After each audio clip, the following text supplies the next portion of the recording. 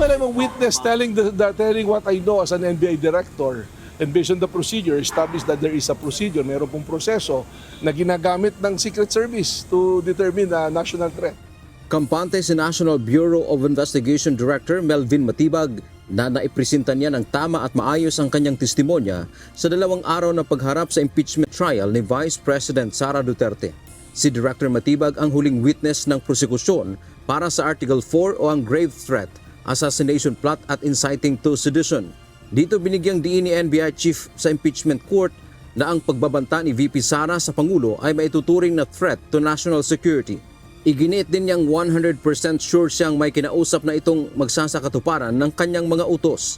Katunayan, meron na umano siyang natukoy na persons of interest. Ngunit ayon sa defense team ng pangalawang Pangulo, hearsay lamang ang lahat ng ito dahil wala umano siyang personal na alam sa mga bagay na kanyang pinatutuhanan, partikular ang grave threats.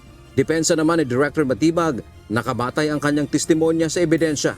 It's being alleged the hearsay, but under the rule, this is an exception to the hearsay rule. Bakit? Because I'm now the custodial of the records na naiwan noon, those are official records, and I'm testifying based on the records.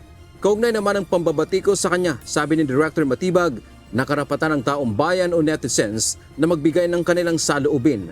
Marami ang nagsabi na siya ay biased witness dahil isa sa mga nag-endorso ng impeachment case ay ang kanyang asawang kongresista. Well, that's normal. May kanya-kanyang point of view, but at the end of the day, it's just the impeachment court who will decide. Katwiran naman ng opisyal, sa huli, ang impeachment court pa rin ang magpapasya hinggil sa bigat o nilalaman ng kanyang mga sinabi. We seek justice. Wala po tayong hinahanap na dito. We are guided by justice, guided by the evidence, by the rule of law, by the procedure, and at the end of the day, from the enforcement, we want law and order. Tapos na ang pagtestigo ni Director Matibag sa impeachment court, ngunit maaari pa rin anya siyang ipatawag dahil isa siya sa mga testigo ng depensa. Dante Amento, UNTV, News and Rescue.